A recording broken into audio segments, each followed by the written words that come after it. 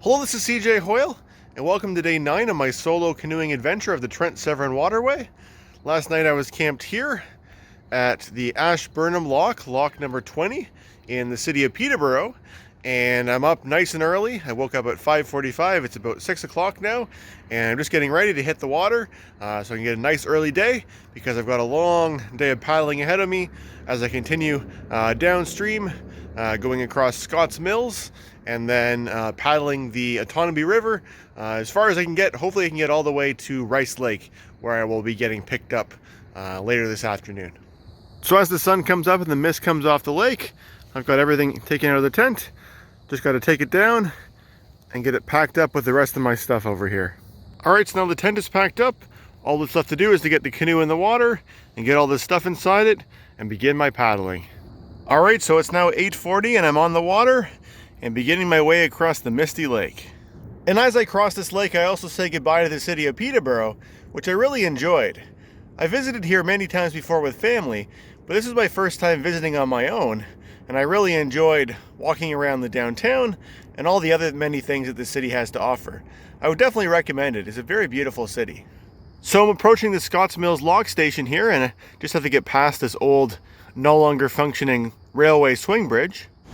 So this log station is integrated with the dam, so I have to be extra careful not to get the canoe sucked into the dam over there, but I was given special instructions by the last lockmaster letting me know how to get through safely. She advised me to dock the canoe on the right side of the canal, away from the strong flow of the water. Since this lock won't be opening for at least another 2 hours, I'm portaging the canoe and all my gear from the top of the lock down to the bottom. If I had decided to not buy a lock pass for this trip, I could have done this at every lock instead of going through the locks. So lock 19 is the last lock on the Otonabee River. The next locks that I'll be seeing will be on the Trent River. Alright, so I've got the canoe reloaded. Now I'll begin my journey paddling down the Otonabee River.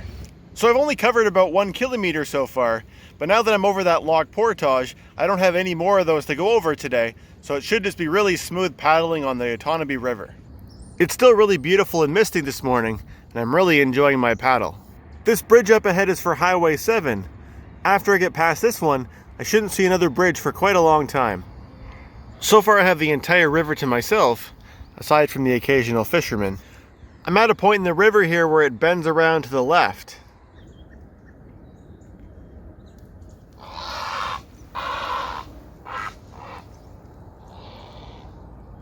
So I've reached a point on the river where there doesn't seem to be very many more houses, and the shorelines are just lined with lots of trees.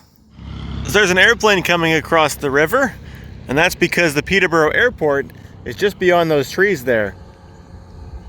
Now that's not your average airplane up there. That looks like one of those hydrolite type of aircraft. Basically a hang glider with a motor attached to it. Certainly don't see one of those every day. Looks like they're probably just circling and then heading right back to the airport. Alright, so the time is now 9 a.m. and I've paddled about 10 kilometers so far, and I'm going to stop to put on some sunscreen and also to have my breakfast. It's always nice to get a boost of energy from a delicious bowl of campsite overnight oats. So over on the west side of the river I can see a barn up there at the top of that hill, and most of this land which is surrounding me is agricultural, but a lot of it's out of view because these big trees on either side are blocking a lot of that. So I'm just about to go underneath my first bridge since leaving Peterborough, and this area is called Wallace Point, and the road is called Wallace Point Road. It's really neat how a tree can grow horizontal like that. When I first saw it I thought, oh, that must be just a branch of a tree, but no, that's the main trunk that comes out from the ground over there. There's a turtle on top of that log over there. Let's see if I can get closer. Just as I tried, it jumped right into the water, just like the last time that I saw a turtle. There comes a boat that's towing a water skier. That's not something you see every day in a river.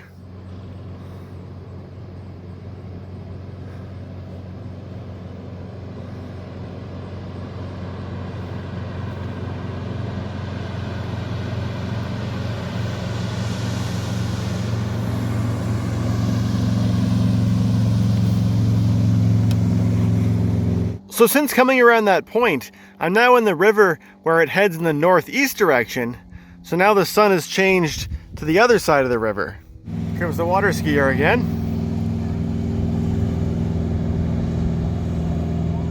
Here's some kayakers coming up the river. This really is a beautiful river. This is the first big boat I've seen for today. I wonder how far north they're going. There's also an above, out of the water paddle boat over here. There's a big boat going the other way, and it looks like they're already cooking up their lunch. Just coming around another curve here. The area coming up is called Bensford Bridge. So there's the bridge for which Bensford Bridge is named after. It'll be only the second bridge that I'll go under after leaving Peterborough and going under Highway 7. I've currently paddled about 20 kilometers so far, and the time is around 11 o'clock. So up ahead from here, the river takes a hairpin turn. So over there it disappears, and then it's going to curve around very sharply to the right. This morning I've been noticing the very first signs of the fall colors as the leaves start to change, most notably that orange tree over there on the left. So I'm still working my way around the big curve, and this area here is known as Campbelltown, not to be confused with Campbellford, which is much further down on the Trent-Severn Waterway. So I'm around the curve now, and the wind seems to have picked up a little bit. It seems like the wind is coming from the south, and I'm going right into it right now, but I think it's, you know, not, the waves aren't very big obviously, and I still have the current going with me, so I think they pretty much balance each other out. I just spotted another turtle. Let's see how close I can get to this one. Oh, they just don't like when you come near them. So the time is now just after 1 o'clock, and I managed to find a shady spot where I can stop for lunch. My total distance so far today is 30 kilometers, which makes this my longest day ever solo paddled. I keep breaking that record, although I feel like this time when I broke it, it was a little bit easy because, you know, pretty much no wind for most of the day, and I've had, you know, the current from the river helping me. It's not that noticeable. Like if I stop paddling, I don't feel like the canoe is really being pulled that much, but, you know, there is some amount of pull that you get from the river, which is nice. My sandwich today is going to be made with flakes of turkey. So back on the water again, and I'm almost at the mouth of the Otonabee River where it meets Rice Lake. So I've reached a fork in the river here. Over towards the left, the river flows out into Rice Lake, and that's the direction that the Trent-Severn Waterway goes, because basically it continues across Rice Lake heading in the east direction, and it eventually becomes the Trent River, and there's a lock there called Hastings Lock. Now I'm going to be turning to the right here because this is near the end of my day, and I'm going to be getting picked up in a marina that's just around the corner from here. Goodbye, Trent-Severn Waterway. This end of the lake looks quite marshy. So I can see a little bit of Rice Lake peeking around the corner, but I'll get to see more of it pretty soon. I've never been to this lake before. In fact, all the territory that I'm covering since leaving Peterborough today is completely new to me. Alright, so here's Rice Lake, which appears to be a very popular place for people to go fishing. Lots of people in boats staying in one spot with fishing rods in the water. Rice Lake is about 28 kilometers long from end to end and 5 kilometers wide. So it's a very long, narrow lake. And it's actually kind of shaped like a grain of rice, although it doesn't actually get its name from that. It gets its name Rice Lake because the indigenous people actually used to harvest wild rice in this lake here. It's quite a shallow lake with a maximum depth of only about 10 meters, although it used to be even shallower before they put in the dam for the Trent-Severn Waterway at Hastings. Rice Lake has quite a few islands, including this one over here, which is called Cow Island, which I'm going to pass in behind because that's where the pickup point where I'm heading for is. So just beyond Cow Island, that's the marina that I'm heading for, where I'm going to get picked up. Over in the distance beyond the lake, I can see some farmers' fields. Here's the other side of Cow Island. So this is my pickup point here, which is called the Islandview Harbour. Alright, so after 34 kilometers of paddling, I made it to this point here on Rice Lake, and the time is now about 2:30 in the afternoon. So I've got the canoe and everything back there waiting for my ride to come, but that'll pretty much do it in terms of day number 9 of this trip for me, because I'll be spending the rest of the day off the water, visiting with some family, but I'll be back at it again tomorrow when I'll get the canoe put in at Hastings over there, basically at the far end of Rice Lake. I'll be starting from Hastings, and I'll continue my way heading down the Trent-Severn Waterway along the Trent River. So yeah, another good day of paddling. My longest day yet, 34 kilometers, longest I've ever solo canoed. And of course I'm finishing, quite early. I got here at like 2:30 or so.